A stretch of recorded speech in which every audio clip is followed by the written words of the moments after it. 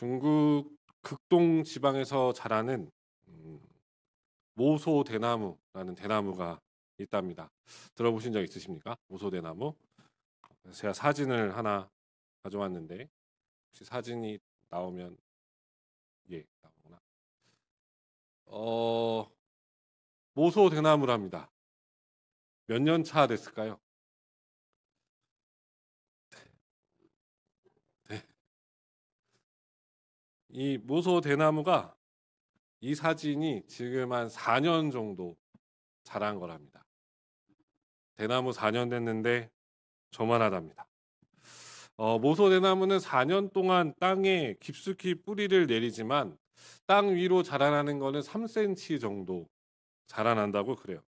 그런데 이 모소대나무가 4년 지나서 5년 차가 되기 시작하면 하루에 30cm 이상 자란다고 그럽니다. 그래서 6주가 지나면 이 대나무의 높이가 15m 이상 자라게 되는 대나무가 모소대나무라고 그래요. 그래서 이 5년 차가 지나면 순식간에 없애주셔도 돼요. 순식간에 대나무 숲을 이루어 가는 것이 이 모소대나무라고 그럽니다. 예수님께서 오늘 우리에게 비유로 말씀하시는 하나님의 나라에 대한 이야기도 이와 비슷한 것 같습니다. 이 비유를 통해서 예수님은 그 당시에 유대인들이 가졌던 하나님 나라에 대한 오해, 그들이 가졌던 그 로마의 압제로부터 구원해내는 사회적이고 정치적인 메시아에 대한 오해를 깨트리는 동시에 예수님께서 오심으로 말미암아 시작된 그 하나님 나라가 갖고 있는 특징, 그 하나님 나라의 신비가 무엇인지에 대해서 오늘 예수님 말씀하고 계세요. 그러기 위해서 우리가 먼저 이해하고 넘어가야 될 것이 있습니다. 그것이 무엇이냐면 도대체 하나님의 나라가 무엇이냐 하는 거예요. 오늘 본문의 시작인 26절에 예수님 이렇게 말씀하십니다. 또 이르시되 하나님의 나라는 사람이 씨를 땅에 뿌림과 같으니, 다시 30절에서 예수님 이렇게 말씀하시는데 또 이르시되 우리가 하나님의 나라를 어떻게 비교하며 또 무슨 비유로 나타낼까라고 말씀하십니다. 예수님 지금 우리에게 말씀하시고 가르쳐주시고 알려주시고자 하시는 것은 하나님의 나라였습니다. 이것은 마가복음의 시작과도 맞물려 있는데 마가복음 1장 15절에 보면 예수님께서 사역을 시작하시면서 선포하셨던 메시지가 이렇게 등장합니다. 이르시되 때가 찼고 하나님의 나라가 가까이 왔으니 회개하고 복음을 믿으라 라고 말씀하세요. 마가복음의 기록도 그렇고 제가 아까도 개관할 때도 말씀드렸지만 복음서의 기록을 살펴보면 예수님께서 이렇게 복음을 선포하시고 선언하실 때 하나님의 나라가 도래했다, 그 복음을 믿으라, 받아들이라 예수님 말씀하실 때 그것에 대해서 질문하는 유대인들이 없습니다. 복음서를 잘 읽어가다 보시면 예수님께 반문하는 사람이 없어요. 예수님, 복음이 뭡니까? 당신이 전하는 하나님의 나라가 도대체 뭡니까? 그 복음이 무엇이길래 우리한테 받아들이라고 말씀하십니까? 유대인들은 그것에 대해 물음표를 던지지 않습니다. 왜냐하면 유대인들은 이미 구약 성경을 통해서 하나님의 나라의 개념에 대해 어렴풋이 알고 있어요. 구약 성경이 보여주는 하나님 나라의 개념이 무엇입니까? 하나는 여호와는 왕이시다예요. 여호와는 왕이시다. 여호와는 온 땅의 왕이시다. 온 세계의 왕이시다. 또 하나의 하나님 나라의 개념은 뭐냐면 그 여호와가 이스라엘의 안녕을 위해서 통치하고 계신다. 그러니까 예수님 시대의 유대인들이 어떤 상황에 놓여 있는지를 잘 살펴보시면 이들이 로마의 지배를 받고 있었고 영토를 빼앗기고 땅을 빼앗겼고 하나님의 그러니까 자신들의 주권을 빼앗겼기 때문에 하나님의 통치권을 로마로부터 강탈당했다고 생각했어요. 그러한 이 예수님의 시대에 예수님이 등장하셔서 외치시는 거예요. 하나님의 나라가 도래했다. 하나님의 나라가 시작됐다. 그러니 너희는 이 복음을 믿으라. 받아들이라. 그때 이들은 생각하는 겁니다. 다시 다윗의 시대가 오겠구나. 다시 다윗과 솔로몬 왕국이 재현되겠구나. 그들은 그렇게 생각하는 거예요. 그 생각이 나중에 어디까지 이어집니까? 예수님을 십자가에 못 박는 데까지 나아가는 거예요.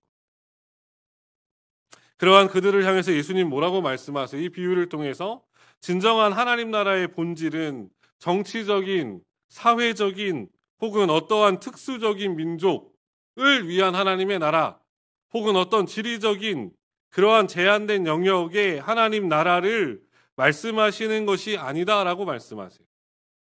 하나님의 나라는 예수님이 말씀하시고 예수님이 보여주시고자 하시는 그 하나님의 나라는 무엇입니까? 예수님께서 오심으로 말미암아 지금 여기에서 실현되고 있는 하나님의 통치입니다. 동일합니다. 우리가 지금 예수님을 믿고 예수님을 구원자로 영접하고 하나님의 백성이 되어서 그 하나님 나라를 살아가고 있다면 우리 가운데 반드시 묻고 확인하고 질문해야 될 것은 무엇이냐면 지금 여기에서 나에게 하나님의 통치가 이루어지고 있는가? 지금 나의 오늘엔 하나님의 다스림과 하나님의 통치하심이 이루어지고 있는가? 하나님의 나라는 국토의 문제가 아닙니다. 하나님의 나라는 지금 여기에서 실현되어지는 하나님의 통치와 다스림이 곧 하나님의 나라입니다. 예수님께서 그 하나님의 나라를 가르치시면서 하나님 나라에 무엇을 보여주고 싶으셨는지를 이 비유를 통해서 잠깐 함께 나누고자 합니다. 첫 번째로 이 비유에서 우리가 발견하게 되고 기억해야 될 하나님 나라의 신비는 어디에 있냐면 그 하나님 나라의 중심에 무엇이 있냐면 씨가 있다는 거예요. 씨앗으로 비유되어져 있는 하나님의 말씀입니다. 또 조금 더 정확히 표현하면 그 씨앗의 생명력이에요. 그 하나님의 말씀의 생명력입니다. 예수님이 오늘 우리에게 가르치시는 이 두 개의 비유를 잘 보시면 이 두 개의 비유가 모두 다 무엇으로부터 시작하냐면 씨앗으로부터 시작합니다. 본문 26절에 보면 또 이르시되 하나님의 나라는 사람이 씨를 땅에 뿌림과 같다. 30절과 31절에 보면 또 이르시되 우리가 하나님의 나라를 어떻게 비교하며 또 무슨 비유로 나타낼까? 겨자씨 한 알과 같다. 이 이야기로 예수님의 비유는 시작이 돼요. 이미 앞선 마가복음 4장의 앞선 부분에서 예수님께서 4가지 땅의 비유를 소개하시면서 씨앗에 대한 이야기를 하셨습니다. 예수님께서 4가지 땅을 이야기하실 때에는 그 땅의 조건들에 관심을 두셨다면 지금은 그 씨앗 자체에 관심을 두고 계세요. 씨앗이 갖고 있는 생명력, 이것을 해석해 보면 하나님의 말씀이 갖고 있는 생명력, 그 말씀이 생명력이 되어서 우리 가운데 하나님의 통치로 이어지는 나라. 27절에 보니까 밤낮 자고 깨고 하는 중에 씨가 자라서 어떻게 그리 되는지 알지 못한다. 농부가 씨를 뿌렸어요. 자고 일어나는 그 일상의 삶 속에서 그 씨앗은 싹이 트고 성장해서 열매를 맺습니다. 그러나 그 프로세스를, 그 과정을 농부는 알지 못해요. 그 모든 것은 씨앗이 갖고 있는 생명력 때문에 그렇습니다. 이 씨앗이 생명력을 갖고 있다는 것을 보여주는 증거가 어디에 있습니까? 그 씨앗이 싹이 터서 자라는 것에 있습니다. 즉 씨앗의 생명력은 뭐로 증명되냐면 성장으로 증명돼요. 성장의 관. 예수님이 지금 우리에게 강조하고 있는 것은 하나님 나라의 백성들, 우리 가운데 시작된 이 하나님의 나라, 그 하나님의 통치를 경험하며 살아가는 백성들은 무엇으로 말미암은 일이냐라고 말씀하시냐면 하나님의 말씀이 갖고 있는 생명력 때문이다라고 말씀하세요. 그 말씀이 살아있어요. 살아서 내 삶의 모든 영역들의 기준이 되고 잣대가 됩니다. 무엇을 해야 될지, 무엇을 하지 말아야 할지, 무엇을 내가 그쳐야 하고 무엇을 따라가야 할지, 그 말씀이 내가 어떻게 성장해야 하는지를 보여주고 나타내 줍니다. 내가 성품이 좋아서, 내가 인격이 좋아서, 내가 믿음이 좋아서 물론 그런 것들이 중요하지 않다는 말은 아니지만 그러한 것들은 다 하나님의 말씀이 가진 생명력이 나를 변화시킬 때 나에게 주어지는 결과들이에요. 우리의 무언가 때문에 하나님의 나라가 우리 삶에서 펼쳐지고 있는 것이 절대로 아닙니다. 하나님 말씀 그 자체가 생명력이 있어요. 그래서 그 말씀의 생명력이 나를 어떻게 만들어 나갑니까? 성장시켜 나갑니다. 우리의 표현으로 하면 변화시켜 나가요. 변화요.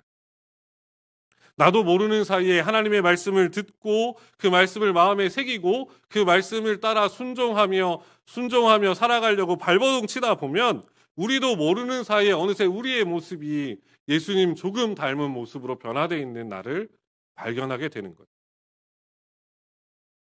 우리도 모르는 사이에 나 중심으로부터 삶의 모든 영역에까지 퍼져나가기 시작하는 하나님의 통치와 다스림을 경험하고 따르고 있는 우리 자신을 보게 되는 겁니다. 사랑하는 성도님, 히브리서 기자는 우리에게 이렇게 말씀하는데 히브리서 4장 12절을 함께 같이 읽어보겠습니다. 하나님의 말씀은 살아있고 활력이 있어 좌우의 날선 어떤 검보다도 예리하여 혼과 영과 및 관절과 골수를 찔러 쪼개기까지 하며 또 마음의 생각과 뜻을 판단하나니. 하나님의 말씀은 살아있습니다. 그 말씀은 결코 죽어있거나 사상되어진 고문서가 아니에요. 그 말씀의 생명력을 확신하시고 그 하나님의 말씀의 생명력이 우리의 삶을 움직이며 다스리는 이 복된 한 주가 되시기를 주님의 이름으로 소망합니다. 두 번째로 예수님의 비유에서 우리가 보게 된 하나님 나라의 신비는 반전과 역설입니다. 하나님의 나라는 어떤 나라냐? 역전의 나라입니다. 하나님의 나라는 어떤 나라인가? 반전의 나라입니다. 예수님께서 하나님의 나라를 비유하시면서 그 비유의 대상의 출발점으로 삼으신 것은 씨앗입니다. 우리가 먼저 살펴본 것은 그 씨앗이 가진 생명력이었다면 씨앗이 갖고 있는 또 다른 특징 중에 하나는 무엇이냐면 매우 작다는 거예요. 그러니까 씨앗만 보고서는 그 나무를 볼 수 없다는 겁니다. 원래는 씨앗만 보고서 이게 자라서 나무가 되니까 우리가 이게 나무가 되겠지라고 알고 있는 거지 그 씨앗 자체만 보고서 나무를 상상할 수 있는 사람은 많지 않아요. 그러나 그 씨앗이 심겨져 자라게 되면 32절에 보면 심긴 후에는 자라서 모든 풀보다 커지며 큰 가지를 내나니 공중의 새들이 그 그늘에 깃들일 만큼 되느니라 라고 말씀하십니다. 무슨 말씀이에요? 씨앗의 상태로는 보이지 않아요. 그 씨앗 자체로는 보이지 않습니다. 그러나 그 씨앗이 심기기만 한다면 그 씨앗은 우리가 상상하지 못할 그 무언가를 이루어낸다는 겁니다. 세상의 기준으로 보고 세상의 눈으로 봤을 때 씨앗은 아무 가치가 없는 것처럼 보일지 몰라요. 그러나 그 씨앗 하나가 온 세상 사람들의 운명을 뒤바꾸는 큰 일을 내고 마는 겁니다. 예수님의 삶을 한번 잘 생각해 보십시오. 예수님은 갈릴리 나사렛이라는 시골 동네에 목수셨습니다. 동네적으로 볼 것 없었습니다. 시골에 변방에 그것도 가난한 목수였어요. 천대받는 직업이었고 누구도 알아주지 않는 직업이었습니다. 예수님이 부르신 제자들의 모습도 보시죠. 어부들과 세리들과 각종 연약한 사람들이었습니다. 학식, 학위, 거리가 멀었고요.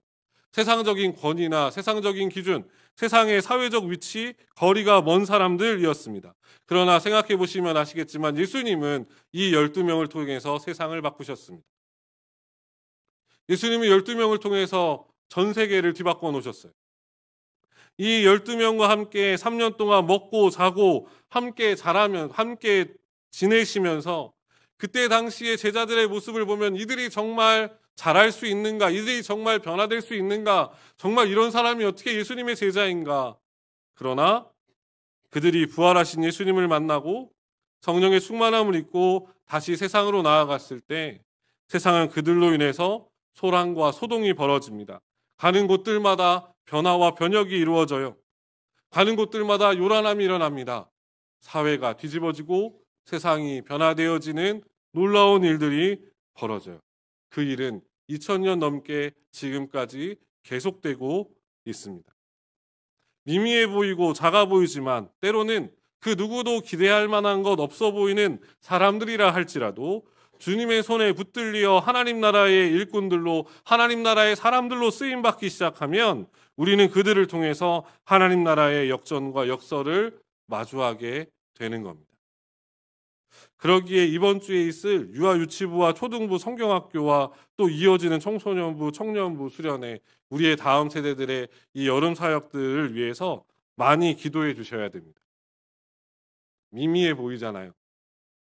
어찌 보면 겨자씨 같은 작은 아이들이죠. 어른들의 눈으로 보면 너희가 무엇을 알겠냐 많은 예배 시간에 열심히 뛰어다니고 때로는 누워있고 자기가 유대인인 줄 알고 식사 자리처럼 이렇게 기대어 있고 유튜브와 모바일의 게임에 빠져 있는 그런 아이에 지나지 않는 어린 아이와 같다 할지라도 그들 가운데 하나님의 말씀이 심겨지고 그 생명력이 발동하기 시작하면 하나님은 그들을 통해서 우리가 감히 생각지도 못한 놀라운 반전과 역설의 역사를 일으키실 겁니다. 그러기에 우리는 더 다음 세대들을 위해서 기도해 주셔야 돼요. 동시에 우리 가운데 작고 연약한 자들에 대한 편견과 선입견도 거두셔야 됩니다. 사도 바울이 이렇게 얘기하는데 고린도전서 1장 26절부터 29절에 보면 형제들아 너희를 부르심을 보라. 육체를 따라 지혜로운 자가 많지 아니하며 능한 자가 많지 아니하며 문벌 좋은 자가 많지 아니하도다. 그러나 하나님께서 세상에 미련한 자들을 택하사 지혜 있는 자들을 부끄럽게 하려 하시고 세상에 약한 것들을 택하사 강한 것들을 부끄럽게 하려 하시며 하나님께서 세상에 천한 것들과 멸시받는 것들과 없는 것들을 택하사 있는 것들을 폐하려 하시나니 이는 아무 육체도 하나님 앞에서 자랑하지 못하게 하려 하십니다. 우리 가운데 있는 연약하고 작은 형제, 자매, 지체들에 대한 편견과 선입견도 거두셔야 됩니다. 하나님 그들을 통해서 어떤 역전과 역설과 어떤 반전을 만들어내실지 몰라요. 그게 하나님의 나라입니다. 그럼 우리가 취해야 할 모습은 어디에 있습니까? 하나님의 나라가 나의 연약함과 부족함 혹은 나의 뛰어남과 월등함에 달려 있는 것이 아니라는 것. 도리어 하나님의 나라는 하나님의 주권 아래에 있고 그 하나님의 통치를 따르며 순종하며 나아갈 때 하나님께서는 우리 가운데 우리가 생각지도 못했던 놀라운 역전과 역설을 일으키실 거라는 확신이 우리 가운데 있어야 됩니다. 그래서 예수님께서 32절 하반절에 뭐라고 말씀하세요? 공중의 새들이 그 그늘에 깃들일 만큼 된다. 우리는 늘 그런 생각 하잖아요. 나 하나 똑바로 살자. 나 하나 제대로 살면 됐지. 나 하나도 버겁다. 내 신앙도 버겁다. 그러나 우리 주님이 우리에게 보내시는 기대는 무엇입니까? 공중의 새들도 그 그늘에 쉬어갈 만큼. 그것이 우리 주님이 우리에게 기대하시는 기대예요. 내 스스로를 보면, 나를 보면 안 될 것 같아요. 불가능한 이야기처럼 들립니다. 그러나 하나님의 나라는 우리에게 그것이 가능하다고 말씀하십니다. 왜 그렇습니까? 나의 나라가 아니라 하나님의 나라니까요. 내 능력과 내 힘과 내 환경에 달려있는 것이 아니라 하나님의 능력과 주권과 그분의 권세에 달려있으니까요. 사랑하는 성도님들, 하나님을 향한 기대와 소망을 가지시기를 부탁드립니다. 내 모습은 그저 겨자씨 한 알과 같을지 모르나 그 겨자씨를 공중의 새들을 깃들일 만큼 자라게 하시고 변화시키시는 그 하나님, 그 하나님의 나라를 기대하시고 소망하십시오. 그 하나님의 나라는 이미 우리 가운데 시작되고 지금 여기에서 확장되어져 가는 그 나라입니다. 말씀을 정리할게요. 사랑하는 성도님들, 꿈이 있는 자유라는 CCM 찬양 사역자가 있는데 그 중에 한웅재 목사님이 계십니다.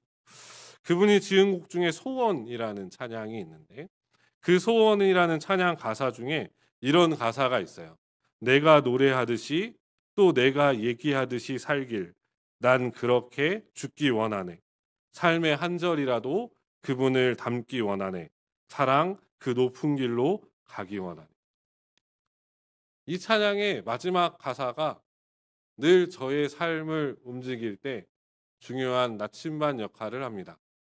삶의 한 절이라도 그분을 닮았으면 좋겠다. 우리의 삶 속에서 하나님의 나라가 실현되고 성장해져 가고 확장되어져 간다는 것은 결국 하나님의 통치를 따르고 그 통치를 먼저 완벽히 순종하시고 걸어가셨던 예수님의 뒤를 쫓아간다는 것을 의미해요. 하나님의 나라를 살아가는 백성들이 점점 누구를 닮아갈 수밖에 없냐? 예수님을 닮아갈 수밖에 없습니다. 삶의 한 절이 예수님 닮기를, 거기서 그치는 것이 아니라 그 다음에 삶의 두 절이 예수님을 닮아가고, 거기서 그치는 것이 아니라 삶의 네 절이 주님을 닮아가고.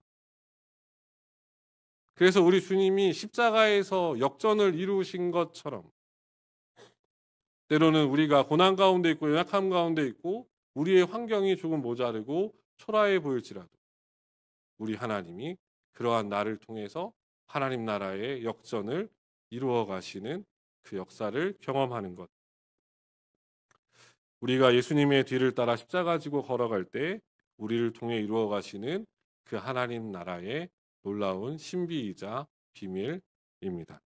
사랑하는 성도님들, 우리 가운데 이 하나님 나라의 놀라운 생명력과 그 역전의 역사들이 가득하기를 소망합니다. 이 한 주간 우리 자신 바라보지 마시고 하나님 바라보십시오. 우리 가운데 실현돼서 펼쳐지고 있는 그 하나님의 나라를 믿음의 눈으로 바라보십시오. 그때에 우리 가운데 이루시는 그 십자가 역전의 놀라운 은혜들이 우리의 삶에 가득한 이 복된 한 주 되시길 주님의 이름으로 축원합니다.